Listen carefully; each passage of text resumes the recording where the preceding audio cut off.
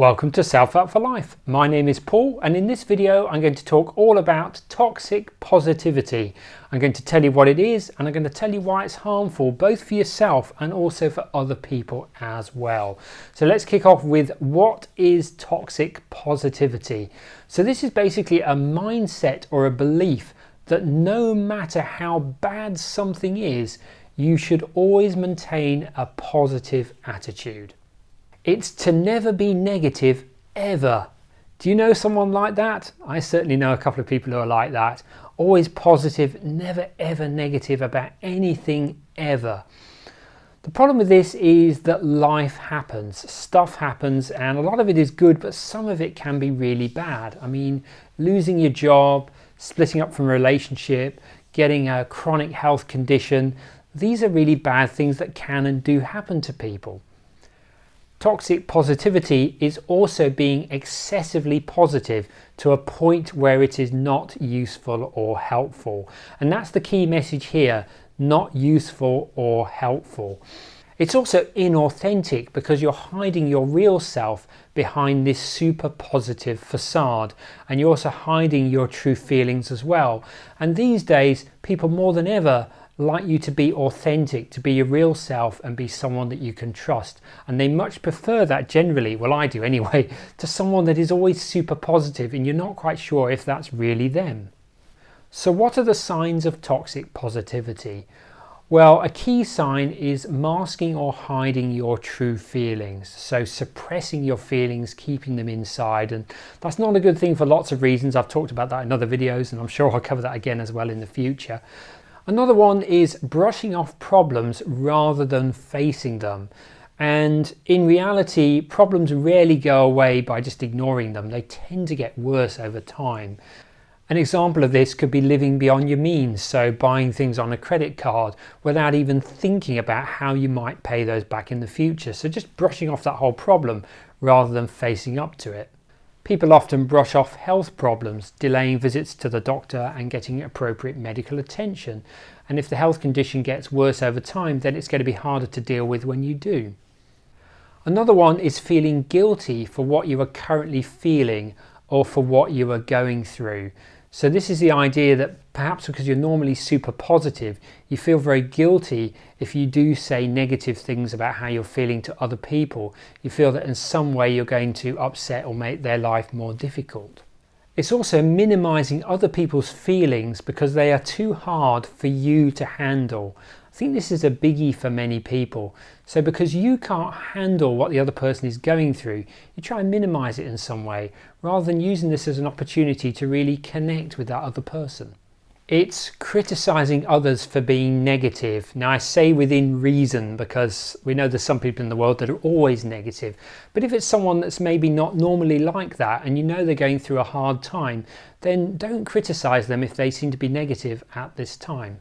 Another one is offering reassurance rather than listening to and validating their emotional experience.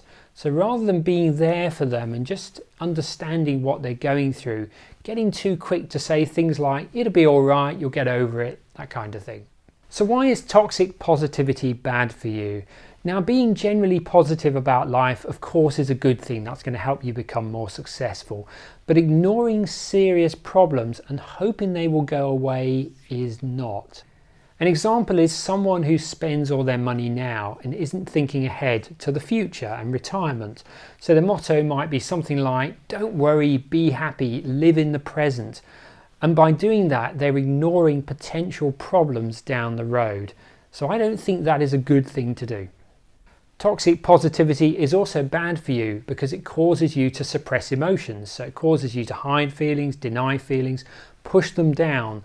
The problem is when you push down feelings into your unconscious mind, they have a habit of coming back again.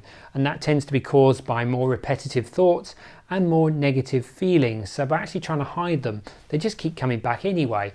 And this can result in similar situations happening in the future that bring similar feelings to the ones that they're trying to hold inside. And this can ultimately lead to anxiety attacks, panic attacks, and even physical illnesses. Toxic positivity can also lead to isolation. You start to go out less, you start to interact less with other people because you have a stigma about being negative and you don't want other people to see that. It can also cause you to not seek any help, whether that's from a friend or whether that's professional help, because you believe that you don't need it because you're only thinking about the positive side of things. It can affect your communication and relationships because you're not expressing how you really feel, and this can create resentment and misunderstandings. It also lowers your self-esteem because you're overestimating your ability to cope or deal with the situation, and that's going to lead to disappointment and frustration when it's harder than you thought it was going to be. It gives you a distorted view of reality and what is involved to deal with that difficult situation. Again, you underestimate what's involved to resolve it, and this can lead to failure and feeling like a failure. But you're not a failure really, you're just a normal person that's dealing with something that is challenging right now. The problem is that if you believe you're super positive and superhuman and then you don't get through this, then you're going to feel much worse than someone who just has a normal view about this challenging situation. It's also a problem for you because it denies the fact that grief, whether you're grieving or whether someone else is grieving, does take some time to heal. If you get messages from others to simply move on and be happy and just get over it, then it can feel like that other person doesn't care, that they almost in a way feel that your loss is unimportant to them. And of course, if you're saying that to other people, it can seem like that to them as well. So the grieving process does take some time and it needs to be experienced and gone through naturally. Finally, you become a fair weather friend. So you're someone that is there for your friends in the good times, but not in the bad times. You're going to have much deeper friendships and more meaningful friendships with others if you can be there in the good times and also in the bad times as well. And it will make you a better person as well. You'll have much more empathy, you'll have much more understanding. It'll make you a stronger person too. So I'm now going to cover some ways to help you deal with any toxic positivity within yourself. And then I'm also going to cover a couple of ways to help you not become that annoying toxic positivity person when dealing with other people. So the first one is to feel the negative emotions. I already mentioned earlier that one of the problems of toxic positivity is the fact that you're suppressing the way that you really feel. So what you want to do is take some time to really feel the emotions, really sit with them, notice where they are in your body and acknowledge them. So really begin to actually experience them. Even say it out loud, I feel sad right now, or I feel angry right now, or I feel resentful right now. So actually say them out loud. Also write them down. That can be really helpful as well, actually getting them out of your head and getting them on paper. Putting these feelings into words, whether that's by writing them down and or saying them out loud, is going to reduce the intensity of those feelings. And it also gives you a different perspective and a different meaning on those feelings and the experience as well.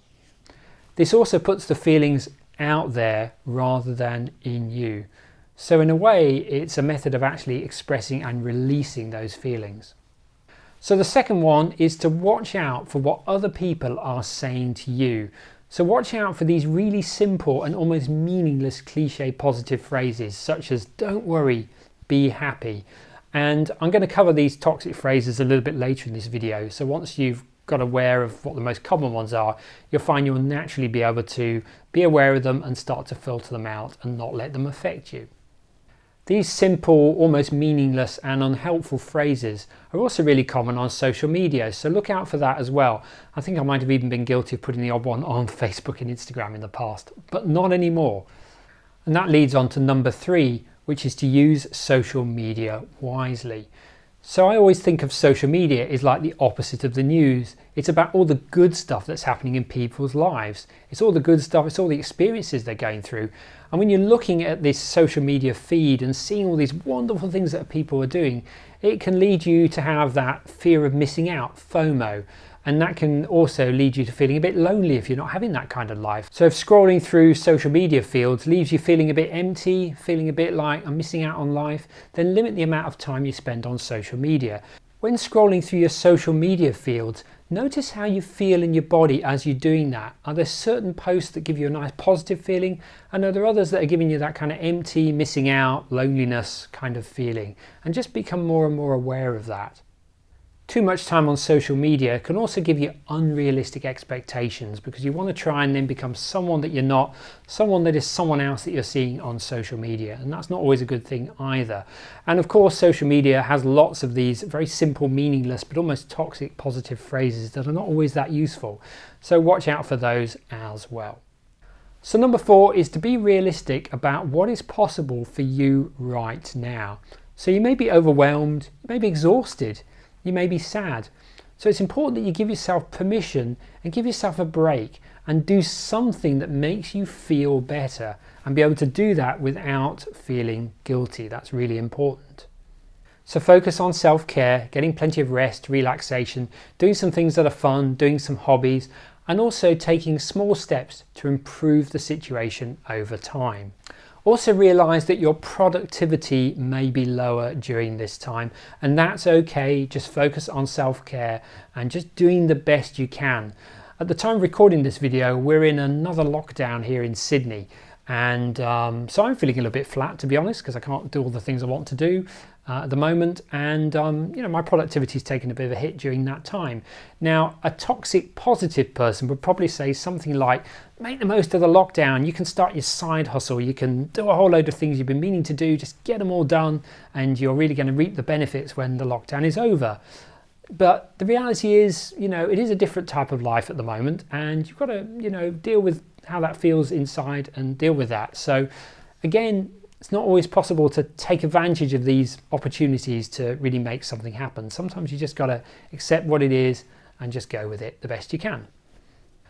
Also be aware that you may be going through a grieving process right now.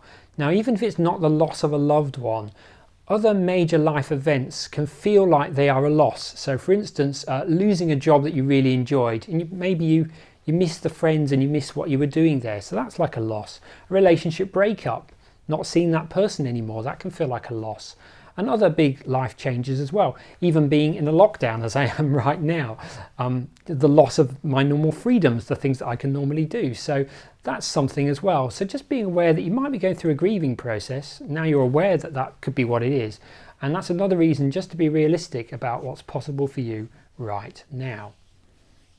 So I'm now going to cover a couple of ways to help you avoid toxic positivity when dealing with other people. Now, I mentioned earlier that you can be on the receiving end of these toxic positive phrases, and I gave you that example like don't worry, be happy, live in the present. So what I'm going to do now is I'm going to cover some of these really common toxic positive phrases and provide you with better alternatives, so you can start to use those instead, and the people you interact with will really benefit from that, and you'll feel better as well. So here goes. Everything happens for a reason. I'm sure you've heard that one many times. A better alternative to that is things happen in life that seem unfair or difficult. How can I help you get through this? Okay, another one, the one I mentioned earlier. Don't worry, be happy. An alternative.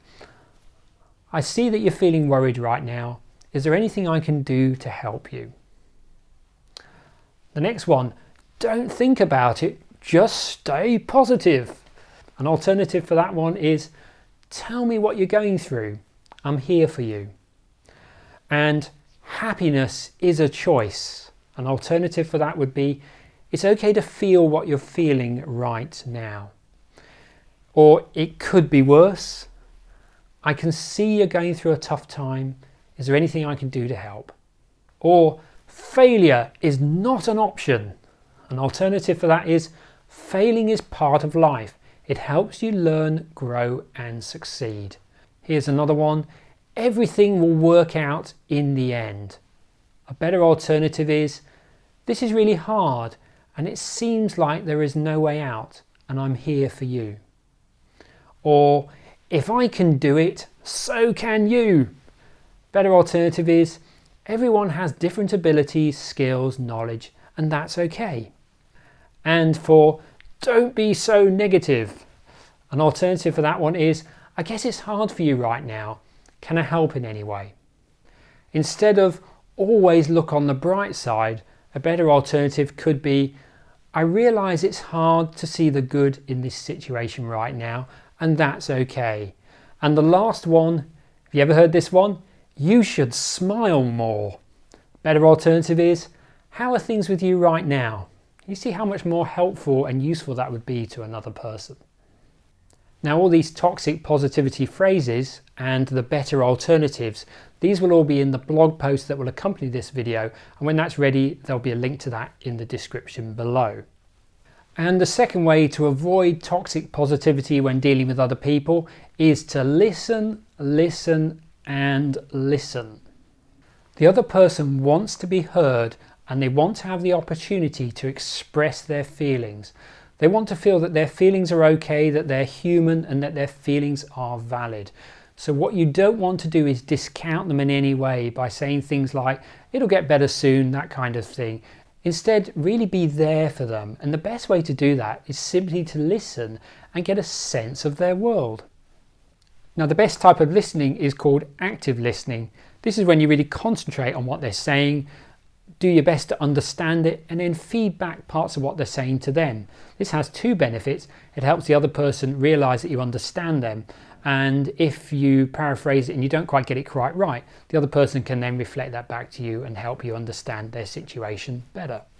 Now, while you're listening actively, the voice in your head might be screaming out a toxic phrase and encouraging you to say that.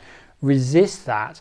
And what you also want to do is avoid offering any opinions or advice. Only offer that if the other person asks you.